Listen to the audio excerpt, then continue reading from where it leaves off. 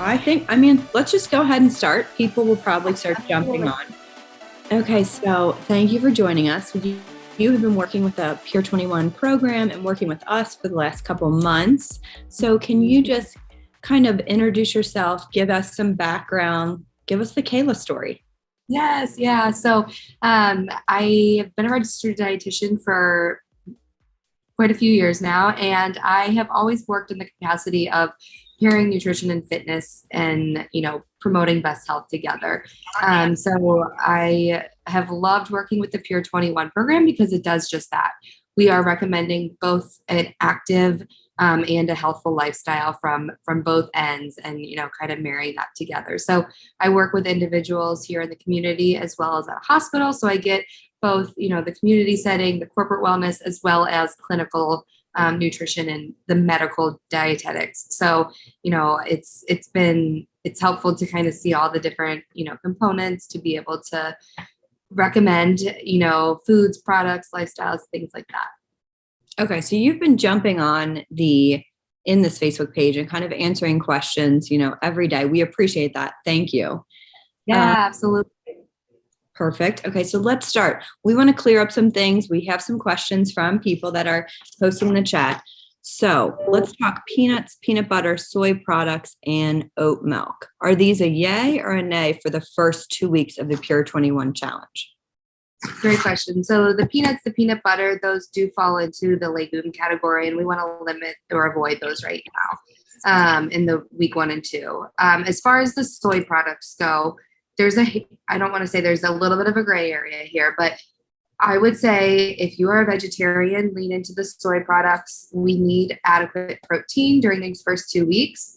If you are a vegetarian or you are trying to go more plant-based, you're probably not going to get through the first 2 weeks without some sort of soy-based product. So bear in mind, if you are choosing a soy-based product, the less processed, the better. So what does that mean? The more that man has touched that product, typically the more preservatives that are added to it. So if it's something like soy, if it's something like tofu or tempeh or edamame, those items are pretty pure, clean, a-okay. If it is a soy cracker that resembles nothing that you've ever seen before, it's probably not, in the category of approved foods. So kind of that's going to be the general rule of thumb that I'm going to probably say that over and over again is the less processed, the less ingredients, the less artificial things we don't know how to pronounce, the better. As far as oat milk goes, oat milk is a byproduct of oats, which is a grain which we are trying to clear on out these first 2 weeks. That said, I always tell people, look at the reason or why are you drinking or what are you adding this to in the first place? Is the oat milk, your creamer? Well, we're trying to lean into drinking some of the black coffee, the less, add-ins, the better. Because again, we're really trying to get behind the purpose of like, why are these items being included? And if we're always kind of looking for that back door, like, sneak in or whatever, that is how some of these extras can add up and sneak in, and we don't realize that they're there. Typically, milk is a protein source and it's a good source of nutrients. I'm personally not a huge fan of oat milk just because it's oats and water blended up with some stuff sprinkled in. So I think that there are better avenues for the reason on that. So. Okay, what about peanuts, peanut butter, first 2 weeks?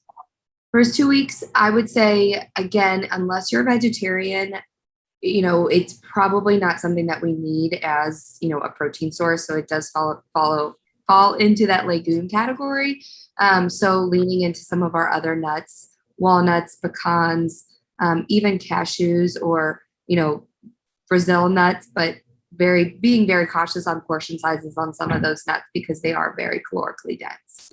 Portion size is key. Okay. Yeah. Store-bought ready-made products. What are your thoughts on these? So again, this is where we get into I want to encourage everyone to be their best investigator detective. Perfect. flipping over to the back of the label and scanning the ingredients list for what's included. Is it possible to go the first 2 weeks without any sort of additives? Probably not. So do not beat yourself up over that. Kind of do some investigation, some digging, and think, okay, what is this? I know that xanthan gum is an item that we're going to touch on in a little bit too, but I can kind of actually answer that here. Yeah, sure. It's a thickener that is used to either add shelf stabilization or to thicken or hold the substance together when it's mixed. It can cause some GI distress in some individuals. So if you're like, okay, I know I'm someone that's sensitive to, additives in food, then you might want to beware, tread lightly, or avoid that product. All right. That said, if it's in a product where you're like the only other ingredient is eggs, you might be okay. So Okay. try not to get too hung up on some of those small little details. If like the bigger picture is like a clean slate, that's great. But generally speaking, again, the official stance is I try to look for what I call one ingredient food items. So when you check that ingredients list, they are all one ingredient. It's tomatoes and peanuts. I don't know. I don't know. Okay. Tell me what that product is. Well, we But had a you know, discussion in the office yesterday about corn chips. If corn is approved, why wouldn't corn chips? And we went through the process conversation. exactly, the process conversation, and I think somewhat of like the environment behind the corn chips, and like again, what is the vehicle for, or what is the purpose behind eating them? We can get our nutrition from other items. So I really want you to also just focus on not what am I eliminating or what can't I have, but what am I adding to my day? Maybe instead of the corn chips, you buy some carrot chips or some peppers, and you're getting a lot more nutrition, a lot more bang for your buck. So I want everyone to treat these as opportunities to think, where can I add in, a more nutritious item? Or maybe, for down the road, that's how you can go half and half and still kind of get the best of both worlds. I like that. Okay, so when you're in the supermarket and you're trying to, to figure it out, what you said, turn it around. If we see, what are some red flags for you when you generally look at a label? Like carbs, sugar, where's the Yeah. red flag go up? Right. So what I like to do is scan the top part, or the percentages. And if I see something that is greater than 20% daily value, so in that percentage column, that's typically high in an item. So if Okay. it's over 20% for our fats or our sodium, again, that's considered to be high for an item, especially if it's just like a small little add-in. Uh, Less than 5% is considered low, and where we're kind of trying to aim some of those different items like our sodium, some of those different items. Again, think in the context of like, is this, I like to kind of rationalize like, oh, this is going to be a part of my dinner, which is, maybe in a lot of our cases, a third or a quarter of our day's intake. So if it's a carbohydrate based whatever, and I'm getting, 25% daily value of carbohydrates, I'm like, okay, I can kind of quantify and make sense of that, because again, it's a meal, it's part of my day. If, it's a little snack and it's giving me 50% of my daily value carbohydrates, probably a little bit high in sugar or carbohydrates for that one item. Got it. Okay. Now, just so we all know, can you kind of break down what a digestive enzyme is? Because we're taking them during this challenge, and what it does in your body. Yeah. So a digestive enzyme is, it's an enzyme or if you think something like a little bit of like a helper bee, and it helps break down some of the different foods that we're eating. So it's like a little sidecar. We have digestive enzymes already in our intestine, but a lot of times due to stress, alcohol, processed foods, lack of activity, we either kind of turn off or we lose some of the functionality. Even then, like for instance, lactase is a digestive enzyme. That's oftentimes the first to go in our bodies. It's the limiting reagent. So it's not always there. And so, other enzymes that are digesting and absorbing other things can also slowly decrease in amount. So we are adding that sidecar or that helper bee to kind of help and wake up and get everything going back again. So we not only help digest, but we can absorb some of the nutrition that we are taking. And it's important to take it within 30 minutes of your meal? Yep, absolutely. Why is that? So again, that they travel together and that they can actually work along with the food that you're eating. Perfect. I like the sidecar analogy. Okay. Pure Start causes some people stomach pain. So what do you think about this? Why is this happening? Why is it? Yeah. So Could it be essentially, yeah. So the digestive enzyme is doing a lot of functionality in our body. It's pulling essentially carbohydrates, it's pulling fiber, it's pulling water into our GI tract. And it can do that. It's going to act in a variable speed in different people. So in you, it may act in 5 minutes. Me, it might be a little bit slower to kind of rev up. And so because it's pulling water, it's got that osmotic effect. It's going to cause a little bit of distension. Your body might not have ever experienced that before. So it's going to talk to you in a way, hey, something's going on here. And if it's not taken with enough water, it may also cause a little bit more of that pain. Like I don't have anything to work here with this. So it's, it might cause a little bit of that pain. I know that there have been a couple discussions or questions in the group, and a few of our participants have already said that they've dropped down to doing one. And I think that's totally appropriate and recommended if you're experiencing that. Okay. Couple more.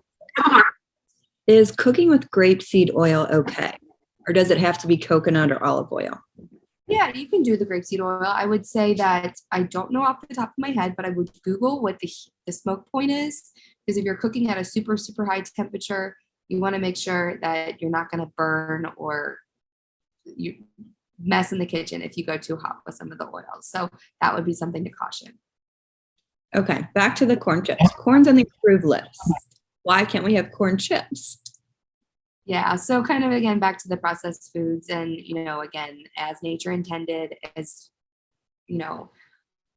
pure and raw as it can be, and the intentionality of it. So figuring out what we can add in place of that item. Okay, we've had some questions about monk fruit sweetener. Yep. So I'm not even sure what that is. If you can. Yeah, so it's I'm trying to think of something. I do know it's in a couple protein powders. I've seen it, different bars, maybe even like already ready to eat shakes. It's similar to stevia, and then it's a natural fruit sweetener with a 0 caloric density. So it's technically not in like the artificial sweetener category. It's technically kind of in that like stevia, natural but 0 calorie sweetener. So again, I like to play devil's advocate and like, are you leaning into some of these sweetened items because you feel that you can't live a day without chocolate or dessert? And I feel that, and I resonate with like, we have these habits that are sometimes hard to kick or just to kind of grapple with. So journaling is helpful for like identifying the reasonality of like, what do I need this for? Can I decrease my intake of sweetened coffee by even just doing 2 days without, and see if we can kind of lean into some of that, just again, pure raw food as it was, versus like automatically leading into like needing to sweeten it. I say this a lot, but you crave what you eat. And the more that you kind of lean into the less heavy seasoned, the less like oil and butter and sweeteners, the more that your palate can adjust and kind of acclimate and lean into that and get by with enjoying, a sweet or a treat, every so often, and not need that for everything. So long story short, it is technically kind of in that category of the stevia or the natural plant-based sweeteners. But again, just kind of beware of how much and, what your dependence on it looks like. So would you say a little bit of stevia is okay in the first 2 weeks? Yes, I would say that. Yeah. Okay. So I think really what people want something crunchy, and we can go with the crunchy vegetables or the veggie chips. And I think people are looking for, what can I sweeten my coffee with? For sure. And I think that like the stevia, the monk fruit, those sorts of items are definitely, more in the groove of what we're looking to do, for sure. Okay. Last question. If you're not sure if a food is approved, what kind of steps would you go through? Yeah, so I would go back to again, I do know a lot of people have referenced the longer blog that have approved and unapproved foods. And so I would try to identify like, okay, is this close to this item or is this most similar to what? And again, do you absolutely have to have that item? Is it something that is a part of your day to day every day? Is there something else that you can substitute it for? Look at those ingredients list, check off that they're, whole approved ingredients, and then kind of go from there. You can definitely ask in the group. We're happy to help troubleshoot from that perspective. But again, getting away from some of the additives, the processing, and the restaurant foods is probably our big picture, biggest take home thing. Okay, I have a personal question, that personal. But how do you keep it as clean as possible at a restaurant? Like, what are some things that you would say to the server about how to prepare the chicken or the fish or? Yeah, so I think a lot of restaurants and places are most familiar with like a Whole30 type way of eating. And so you could even kind of mention something like that, like, hey, I'm on a similar, elimination diet, and I'm looking to, have an item that's, not heavy in oils, sugar, salt, or, fats. And so, kind of mentioning that, I do think Whole30 is like a big buzzword that this program is not the Whole30, but it's got some similar crossover. So that kind of like springs them to light of like, oh, this is what they're doing. Looking for items that are not, heavily breaded, fried, definitely more on like the salad or wrap, or looking at some of the entrees and thinking, is there like a protein vegetable combination that I can kind of like pair together some sides? Perfect. Okay. Anything else you want to add before we close it up? Thank you for answering all these questions. And we will do this again, you guys. And Kayla will keep popping in and answering questions.